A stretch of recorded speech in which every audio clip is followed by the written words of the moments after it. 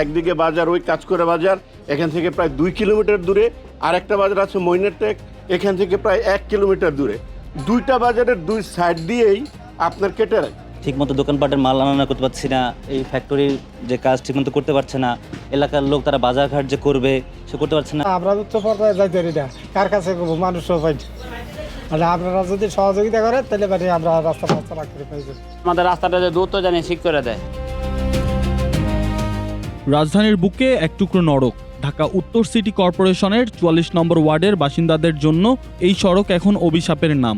উন্নয়নের নামে এখানে যেন বিছিয়ে রাখা হয়েছে মৃত্যুর হাতছানি।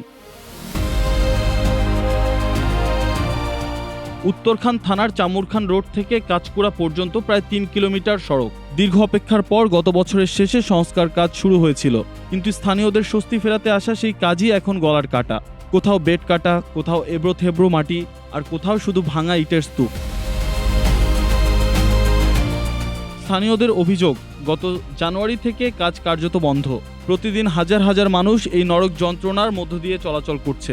বিগত দিনে আমার দেখা অনুযায়ী, আমি এই জায়গার লোকাল, প্রায় 6 থেকে 7 জনের হাত পা ভেঙে গেছে।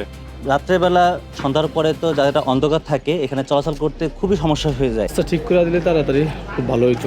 বৃষ্টি হলে ব্যাকে পড়ে যায়, পিছ লাগায় পড়ে যায়, চলাফেরা করতে দেয় না। রাস্তা ভেঙে রয়েছে কতদিন ধরে, চলাফেরার সমস্যা, কিছু নিতেও পারি না, সব দিক দিয়ে সমস্যা। মাল সামান আনতে নেই, ব্যবসা বাণিজ্য করি, মাল সামান আনতে নেই, দোকান মাল আনতে না। শুধু পথচারী নয়, রিক্সা চালক ও ব্যবসায়ীরাও পড়েছেন বিপাকে।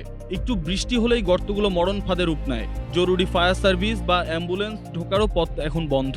মানুষ চলাফেরা করতে পারি না, মেডিকেল যেতে পারি না, ফলনা হয় না, দল হয় না, পুরো মানুষ আমরা খুব কষ্টের নিজে আছি। রাস্তার যে অবস্থা, গাড়ি এত আওয়াজ আনা খুব কষ্ট হয়, আর বৃষ্টি বাদল হইলে তো মনে আরো আওয়াজ হয়।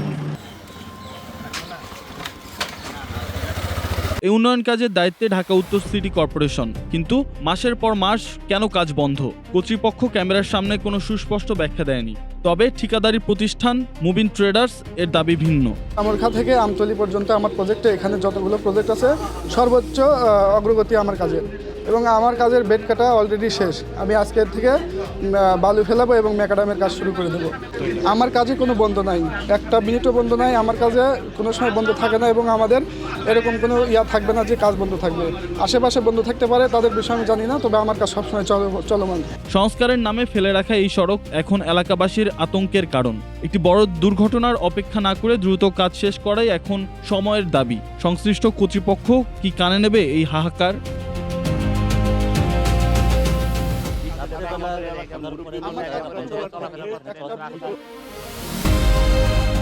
ফারদিন আলম, নাগরিক প্রতিদিন।